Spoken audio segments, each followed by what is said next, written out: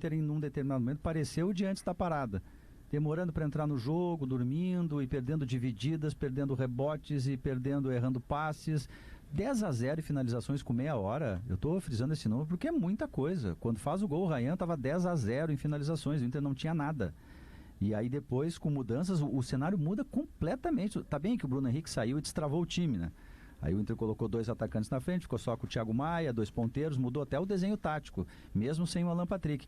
Mas o Inter vinha nessas 3 partidas pós-parada mostrando algo que não acontecia, que é o que o Zé referiu. Olha, fazia o primeiro gol, mais sólido defensivamente, entrava ligado, conseguia não fazer esse cenário de estar sempre tendo que correr atrás da montanha. E aí hoje a gente viu meio um filme repetido. Por isso que esses 2 pontos perdidos e alguma vaia da torcida, porque ficou um asterisco de que aquele time lá de antes da parada, talvez ele não tenha sido revogado totalmente, né, nessa volta. E tem um jogo quarta-feira que é decisivo. E é um jogo de perdas, Diogo, por alguns aspectos, tá? Além dos 2 pontos perdidos, o Inter, que praticamente não se apresentou, mas ao mesmo tempo que não se apresentou no primeiro tempo, ou foi muito abaixo, talvez por desatenção, um foco que estava dividido, ou simplesmente porque o Vasco impôs um ritmo que o Inter não estava esperando, foi surpreendido taticamente, sei lá, mas o Inter, embora não tenha se apresentado no primeiro tempo, o Inter correu atrás no primeiro tempo, porque o Vasco tinha a bola e o Inter corria atrás. E no segundo tempo, o Inter foi até o limite, num gramado pesado, num campo molhado e tendo uma decisão na quarta-feira. Então, além da perda dos 2 pontos, o Inter gastou uma energia descomunal para empatar esse jogo. Só uma informação, tá, Diogo? O João Pretzel nos ajuda aqui, que o Carboneiro, na saída de campo, disse em entrevista à TV que conversou com o Roger ontem, dizendo que estava cansado. Isso aqui tira a responsabilidade do treinador. Claro. Então não tem aqui, a gente não vai contestar aqui o Roger. O jogador chegou e disse que estava cansado. Bom, então senta aqui porque nós temos jogo quarta-feira, tu entra no segundo tempo. Então o Roger não tem responsabilidade aqui. Mas o Carboneiro... Mas ele jogou cansado. O Carboneiro aí teria jogado cansado, assim, eu não vi esse cansaço dele. Mas enfim, ele disse que estava cansado. Não. Só que o resto do time não estava cansado. Uma coisa é tu jogar 90 minutos e outra coisa é tu jogar 45. Mas o resto do time não estava cansado. E houve algumas atuações individuais que deixaram muito a desejar. É claro que o Carboneiro mudou o jogo, né? Mas o futebol não é um jogador só. O resto do time que estava em campo, Gustavo Prado, Wesley, Thiago Maia, próprio Bruno Henrique, o Borré que correu pouco, bom, eles não estavam cansados. E o Inter rendeu muito menos. O Inter foi amarrado pelo Vasco da Gama em 45 minutos. Poucas vezes, assim, sob o comando do Roger, eu vi o Inter tão dominado, Jory. O ponto pra mim é esse, Vaguinha. Eu francamente, assim... Eu acho que o Carboneiro não começar jogando, independente desse relato do João Pretzel aí, de que ele teria dito que pediu para não começar por estar cansado e tudo mais, para mim não é o principal problema, porque a gente sabia que quem estivesse no limite não jogaria hoje, por causa do jogo de quarta-feira. Podia jogar no primeiro tempo e sair no segundo. O problema poderia jogar no primeiro tempo e sair no segundo. Agora, independente do Carboneiro estar em campo ou não, o Inter não poderia ter aquela postura no primeiro tempo? Não podia ser tão dominado. O Vaguinha fez a brincadeira do Real Madrid. É isso. Uma coisa é você jogar pouco, o adversário ser melhor. O Vasco é um time com limitações, mas o Fernando Diniz, ele tem o mérito de ter uma ideia de jogo. Ele é um treinador que já conseguiu muita coisa na carreira dele. Só que não da maneira como aconteceu. O gol se desenhou umas 5 vezes antes de acontecer. Ryan, as costas do Bernabé, bola invertida, e o Inter nunca conseguiu fechar essa linha defensiva. Chegou uma outra informação para mim que confirma o que disse o Carboneiro, e ele pediu para segurar. O Carboneiro pediu para a comissão técnica para segurar e começar no banco de reservas. Pois aí é que está, daquilo que eu falei, aí é que está o prejuízo. O Roger teve que lançar mão de um jogador que ele não lançaria a pedido do próprio jogador, porque o time fez um primeiro tempo, mais uma vez, o Inter é recorrente nisso. Se lembra que eu falei nesse jogo, o Inter teve um jogo que o Roger usou 7 minutos do intervalo e voltou. Por quê? Porque o primeiro tempo tinha sido um horror e o Inter naquele jogo se recuperou. Lembro, eu só não lembro qual era o jogo, se o Inter chegou a virar um placar ou ele ganhou um jogo que o primeiro tempo foi de empate, eu não me lembro o resultado, mas lembro do jogo, da circunstância, e o motivo era o mesmo. O Inter, em vários jogos, ele sai perdendo para os adversários, precisa fazer gol no segundo tempo, é recorrente isso. Não tinha acontecido ainda depois da parada, né? Não tinha acontecido, Isso, mas exatamente. antes da parada eram números alarmantes de jogos que o Inter saiu saiu atrás pra buscar. Era a tônica do Inter, né? Ô, Jory. Antes da parada. Deixa eu só dizer, Rodrigo, que daqui a pouco tem o recado do torcedor para Unimed. Passe um inverno tranquilo, contrate um plano da Unimed Porto Alegre. Fala, Rodrigo. Teve tumulto forte, viu, na saída da arbitragem, mais precisamente na chegada dos árbitros ao vestiário. Jogadores reservas do Vasco e dirigentes do Vasco foram para cima da equipe de arbitragem, utilizando palavras fortes para protestar contra a expulsão do Léo Jardim.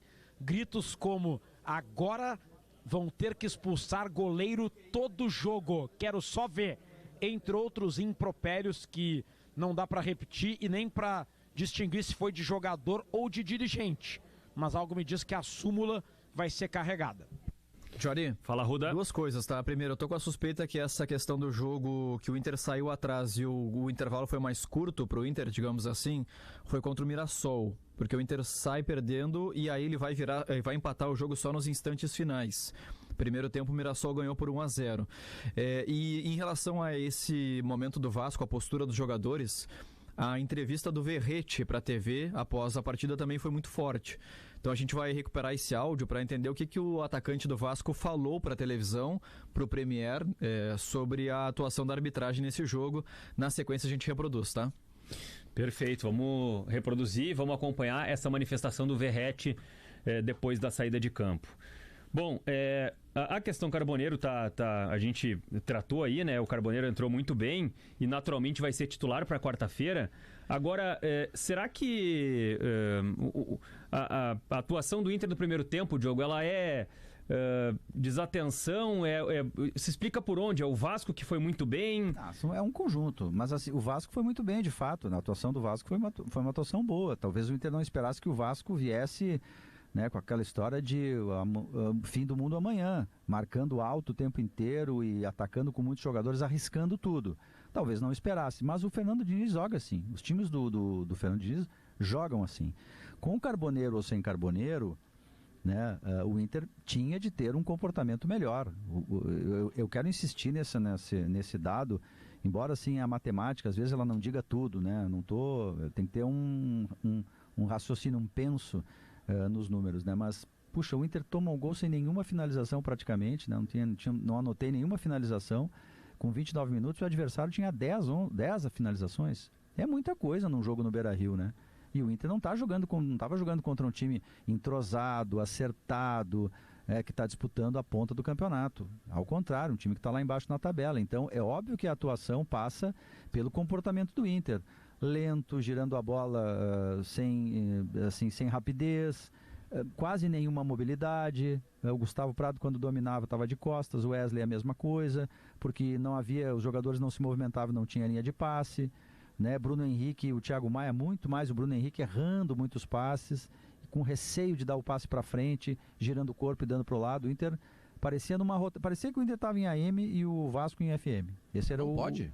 Isso não pode acontecer, porque contra o Fluminense não pode ser assim. A oscilação dentro de um jogo de futebol é absolutamente normal. Agora, 45 minutos de amplo domínio do Vasco no Beira-Rio, bom, isso não pode acontecer. Por outro lado, e aí aqui vai uma leitura positiva, tá? De tudo que a gente viu, e eu dou um passinho atrás para perceber que o time tem 3 vitórias e um empate na retomada. É isso, né, Arruda? Isso. 3 vitórias consecutivas. 10 pontos em 12 disputados. Ou esse foi o 5º jogo pós-parada? 4º. Não, esse foi o 5º. 5º, então... Quinto? Não, foi o 4º. Pós-pausa é o 4º jogo. É o 4º jogo? É o 4º jogo. São 10 pontos em 12. O Inter tem 10 em 12. Exatamente. O Inter tem 3 vitórias, 10 pontos em 12. Vamos trocar o seguinte, vamos trocar o empate de hoje pelo empate lá na Vila Belmiro. E uma vitória hoje aqui, ok? 10 pontos em 12, tá bom. E oscilações ao longo da competição, elas vão acontecer. O Inter não oscilou antes da parada. O Inter foi mal antes da parada, só mal. Tanto que ficou na zona de rebaixamento. Agora, o Inter tem 3 vitórias e um empate. Não posso nem considerar uma oscilação. Eu posso apontar aqui que no jogo de hoje contra o Vasco, o time foi mal durante 45 minutos. Tô passando paninho, tá, Diogo? Mas é só uma análise positiva, tá? Porque o Cruzeiro, por exemplo, líder do Campeonato Brasileiro, perdeu pro Ceará. Então, é do Campeonato Brasileiro. Claro que a análise, tá lá em cima, né? análise do jogo a gente tem que fazer. A análise do jogo a gente tá fazendo aqui. Agora, numa análise mais ampla, assim, tá. É uma oscilação, é o momento, beleza, vamos recuperar. Semana que vem contra o São Paulo, aí sim, nós temos que ganhar o jogo do São Paulo. O que dá para dizer desse jogo, até falei assim no final ali da partida, que pode ser o lado positivo, é que o Inter fez essa primeira meia hora especialmente, mas o primeiro todo assim muito ruim, e aí depois ele conseguiu reverter praticamente para uma meia linha. O Vasco cansou, claro, não tinha como fazer o que fez no primeiro tempo, e o segundo tempo foi de meia linha, foi 3 bolas na trave, uma chance atrás da outra, e o Roger mudando o time, tirou até o Alan Patrick, né, que se imaginava que não podia sair, e o time melhorou. O Tabata veio para dentro com 2 ponteiros, só o Thiago Maia. Na verdade, o que melhorou o Inter muito foi o Bruno Henrique sair. Ele acabou destravando, ele estava errando muito, e aí o Inter acabou encurralando a equipe do Vasco. O problema é que o Inter, contra um adversário assim, ele não pode precisar de tudo isso para conseguir empatar o jogo. Não pode, o Inter já falhou demais dessa maneira antes. Então a conta do Inter era, sim, 4 vitórias. Até se tivesse de fato acontecido isso, Vaguinha, tá? Vitória hoje, empate com o Santos, a gente diria, puxa, mas não perdeu. Só que o Inter ganhou do Santos. Esse é o fato. O jogo aqui era contra o Vasco e era no Beira-Rio. O Inter fez o fora da curva, entre aspas, lá contra que eu não posso achar ruim 10 pontos em 12. Não, mas eu também não acho ruim, mas eu tô dizendo do jogo hoje, certo? Não, o jogo hoje. O jogo hoje é terrível. O Inter não pode... Não pode perder ponto pro Vasco. O jogo de hoje não tem discussão nenhuma. Essa é a análise momentânea. Agora, no geral, tá bom. 10 pontos em 12, oscila. E vamos lá, recupera. Tem que fazer bom jogo contra o Fluminense, a Copa do Brasil. E depois ganha do São Paulo aqui. Se o Inter fizer contra o Fluminense os primeiros 30, 35 minutos que fez hoje, talvez o Inter perca a classificação. E é um problema que já vinha se verificando antes, de entrar numa rotação mais baixa, né, de esperar e aí depois de tomar o gol, correr atrás da máquina. Isso vinha acontecendo várias vezes na temporada. É por isso que fica o asterisco. Será que o Inter não conseguiu limar essas questões todas, algumas até emocionais, para o enfrentamento nas Copas? Essa é uma questão que o Inter vai ter que mostrar contra o Fluminense.